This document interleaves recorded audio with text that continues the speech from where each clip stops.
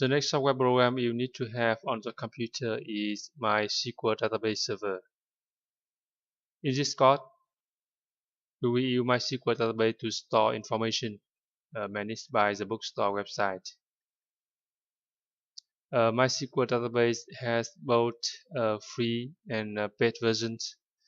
In this course, we will download and install the free version, which we call the MySQL Community Server.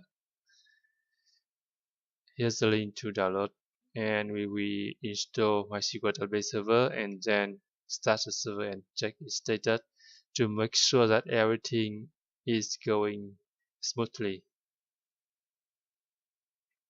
Okay, you can go to the MySQL homepage by typing mysql.org.